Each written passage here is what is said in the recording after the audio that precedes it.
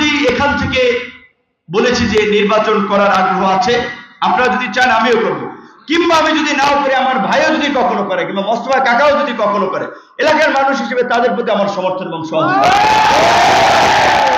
আমরা যেহেতু বিএনপি সহ যুগপৎ আন্দোলনকারী দলগুলোর মধ্যে একটা বোঝাপড়া আছে, এবং গতকালকেও এই উদ্ভূত পরিস্থিতিতে প্রধান উপদেষ্টার সাথে মিটিং করে প্রধান উপদেষ্টার পক্ষ থেকেও জাতীয় ঐক্যের ডাক দেওয়া হয়েছে।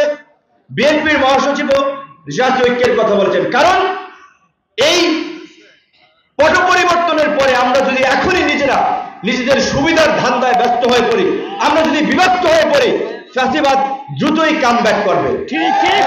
ফ্যাসিবাদের পুনর্বাসন হলে এই বাংলাদেশ ভয়ঙ্কর একটা সংকটে পরিণত হবে। আপনার নিশ্চয়ই মনে আছে 75-এর বাকশালের ঘটনা, কেমন দেশ স্বাধীনের পর 72 থেকে 75 পর্যন্ত মুক্তিযোদ্ধা হিসেবে তাদের মনে আছে কি নির্মম, নিষ্ঠুর, নির্যাতন, নিপীড়ন, একদলীয় শাসন কায়েম করে চালানো হয়েছিল।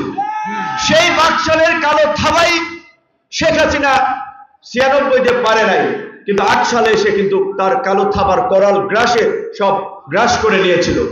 কাজে পরিষ্কার কথা আমরা জাতীয় পর্যায় থেকে বলছি, এই রকমের এই বাকশালী চিন্তার দল, ফ্যাসিস্ট রাজনৈতিক দল আওয়ামী লীগের আগামীর গণতান্ত্রিক বাংলাদেশের কোনো জায়গা হবে না।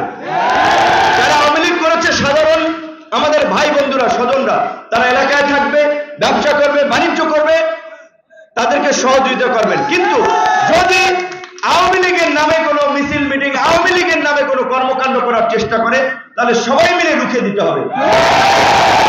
এই যে আমাদের পতিত স্বৈরাচার শক্তি, অনেক টাকা আছে, গত 15 বছরে কয়েক লক্ষ কোটি মানুষকে হাজার হাজার কোটি টাকার মালিক বানিয়েছে। সেই সমস্ত টাকা এখন ইনভেস্ট করছে অস্থিতিশীল পরিস্থিতি তৈরি করতে। তাহলে এই যে আমরা যুগপৎ আন্দোলন যারা করলাম, তাদের মধ্যে যদি এখন অনৈক্য থাকে, বিভেদ থাকে, তাহলে কিন্তু তারা ফায়দা লুটবে। কাজে আমরা কোনোভাবেই আমাদের যে ইস্পাত ঐক্য তৈরি হয়েছে, সেই ঐক্যে আমরা বিভেদ হতে দেব না।